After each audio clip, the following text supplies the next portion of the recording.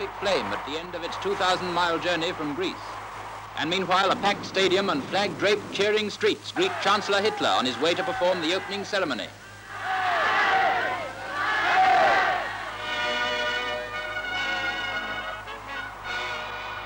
Ich verkünde die Spiele von Berlin zur Feier der 11. Olympiade neuer Zeitrechnung als eröffnet.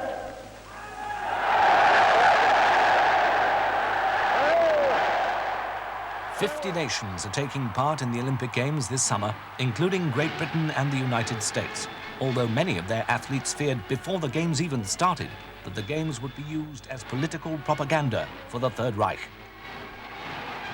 At the opening ceremony, the French dipped their flag and gave Hitler the salute he wanted. They said they did it to avoid an international incident.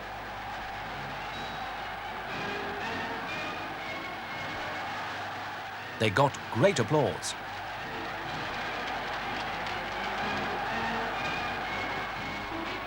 The Americans, the British, and some others refused to give the raised arm salute.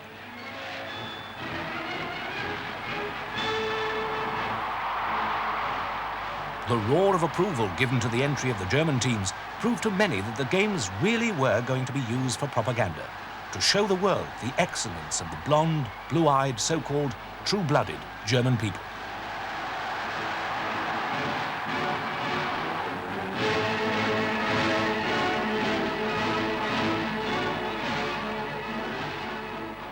Indeed, the Games have been used to show the world Hitler's belief that they are the master race.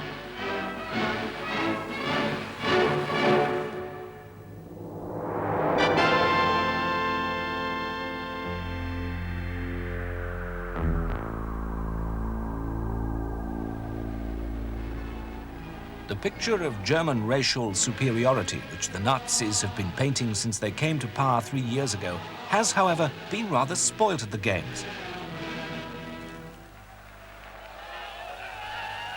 And now for the final. The 6 fastest sprinters of the world are getting ready. Borchmeyer, Germany. Wyckoff, America. Owens. Strandberg of Sweden, Osendorf of Holland, and Metcalf of America.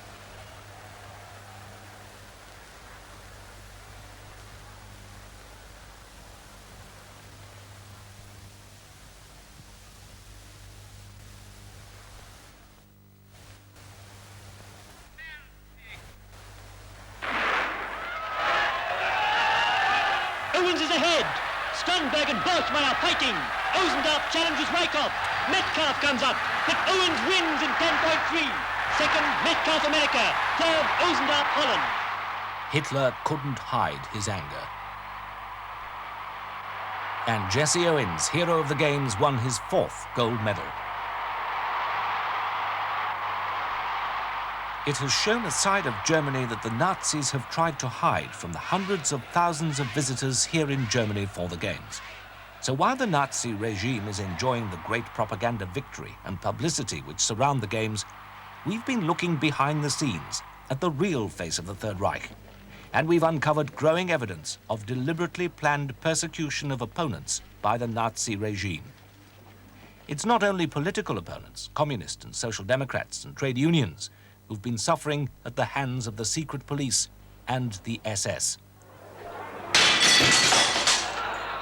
The Jewish minority in Germany is also the target of a campaign of hatred, terror, and humiliation unleashed by Nazi stormtroops on the orders of the party leadership. And this anti-Jewish policy, anti-Semitism, as it's called, is being made part of German law. So now any offender against the Nazis' code of racial hygiene risks being publicly humiliated and sentenced to hard labor in one of the many concentration camps which have been set up throughout Germany since 1933.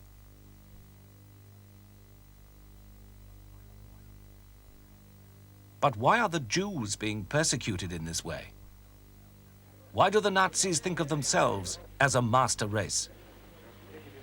The defenders of European civilization against what they call the attack of the Untermenschen, the subhumans.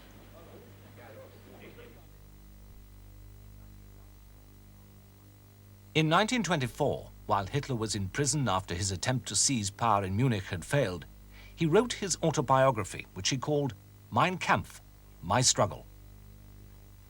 In Mein Kampf, Hitler attacked the Jews. In fact, there are more entries under Jews in the index than anything else except National Socialism. No one need be in doubt about what he said or intended to do about the Jews, as Punch pointed out 3 years ago, when already over 1 million copies had been sold, if not read.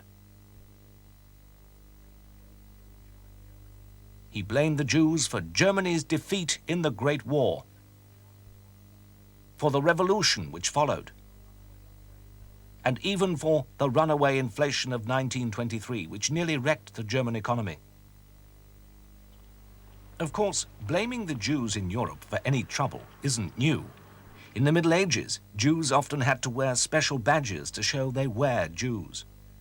They had to live in ghettos, their own special quarters, in cities, as outcasts from Christian society. When the Black Death struck, it was the Jews who were often blamed for poisoning the Christians' drinking water. In the riots which always followed, mobs looted and burned the Jewish ghettos. They murdered those who would not give up their faith, man, woman, or child. All this happened not only in Germany, but in other countries, such as England, and in Russia, where in the first 10 years of this century, Christians made several murderous attacks on Jews in Russian cities. Christian charity wasn't being shown to the Jews. But in most countries, Jews had equal legal rights by the beginning of this century. In Germany, Jews began to take their place in German society as leading politicians, scientists like Albert Einstein, and artists. Under the Weimar Republic with President Ebert, the Jews were guaranteed equal rights for the first time. But many of the new socialist leaders were Jews, so it was easy to say that anyone who wanted change was a Jew. Those who feared change could be persuaded to fear the socialists and hate the Jews. The German Workers' Party was formed in Munich in 1919. It was led by Karl Drexler, who hated Jews. It was this party which Hitler joined in September 1919. He was such a powerful public speaker that crowds came to his meetings. Soon he became the Führer, the official leader, and renamed the party the National Socialist German Workers' Party, nicknamed the Nazi Party. Anti-Semitism was one of its main beliefs, giving a voice to many who blamed the Jews for any wrong. So although in Mein Kampf, Hitler has tried to present the racist doctrine of his party as something original and unique, in fact, it's nothing of the sort. But he did set out to sell or push the Nazis' racial ideas to the people of Germany in the same way as the American advertising agencies sell soap. In Mein Kampf, he wrote, "Who would be impressed by an advertisement which attempted to sell one sort of soap but said that the other brands were just as good?" But after 1924, all this had little appeal in a Germany enjoying its first boom since the Great War due to the investment of American loans. Only when the bubble of economic prosperity burst at the end of 1929 with the great crash in America did people really begin to listen to the Nazis.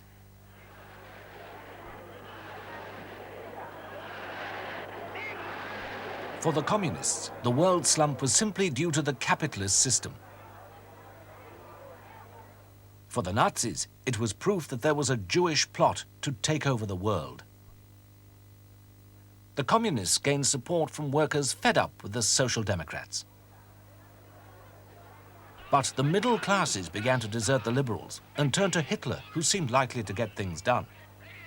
After their breakthrough in the polls in September 1930, when the Nazis became the second largest party in the Reichstag, the anti-Semitism of the Nazis became increasingly vicious. Now that a lot of their support was coming from peasant farmers, artisans, and shopkeepers threatened with ruin by the slump, the Nazi leaders told them that this slump was caused by international Jewish money,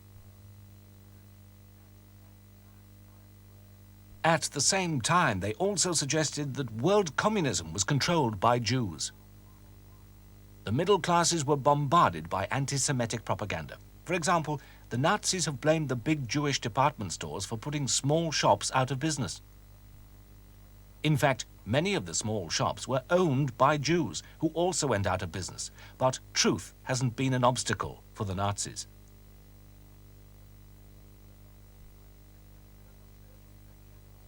As Dr. Goebbels, their chief propaganda organizer, has said, if you tell a lie, tell a big lie.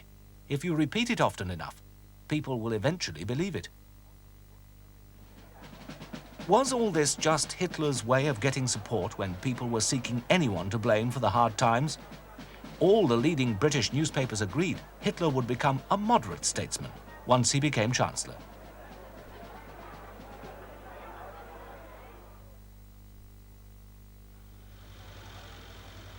Chancellor Hitler has now been in power for 3 years. Are there any signs of moderation?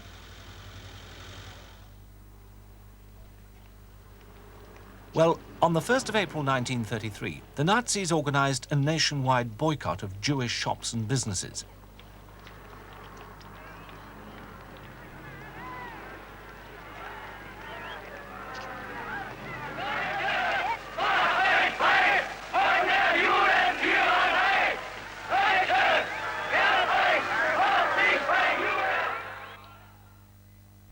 Soon signs began to appear outside towns and villages saying, Jews are not welcome.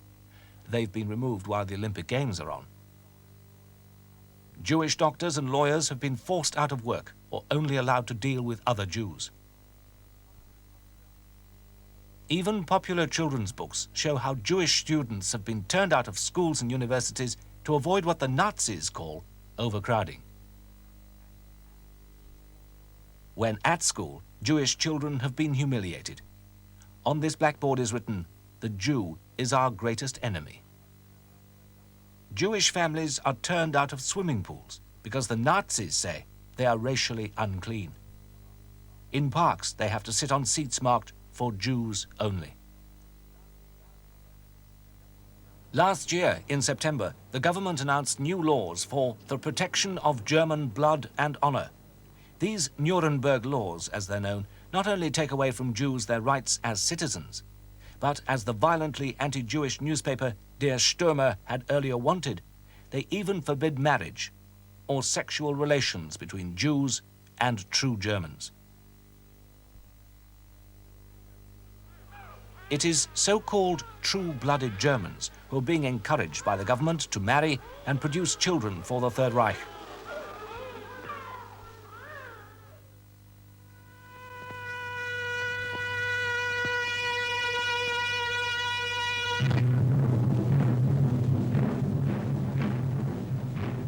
This is the master race Hitler wants. This is how he is training the blonde, blue-eyed youth of Germany to think and react.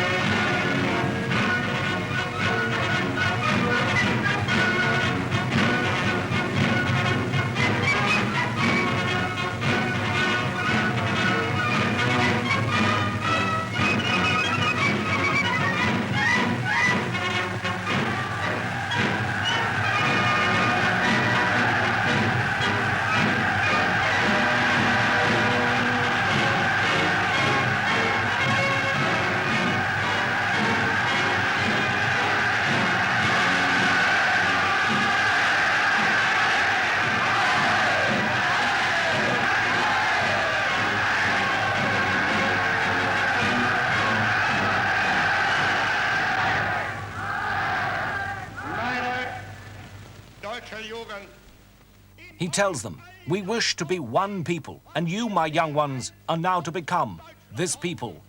Wir wollen ein Volk sein. Und ihr, meine Jugend, sollt dieses Volk nun werden.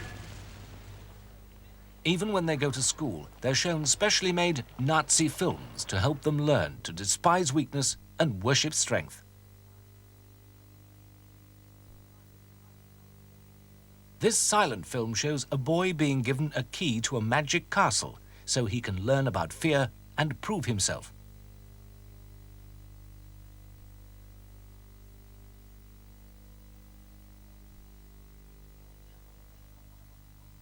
Watch how some of the monsters will look like Nazi pictures of Jews.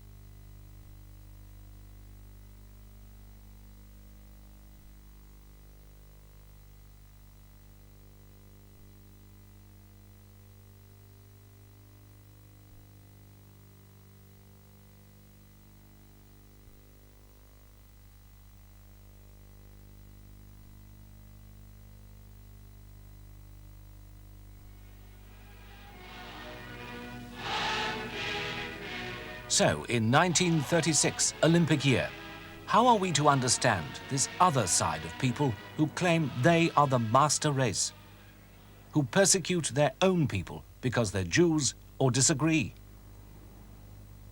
who have driven even the gifted, like Einstein, into exile? Has the exiled writer Brecht the answer? I'm not unjust, but not courageous either.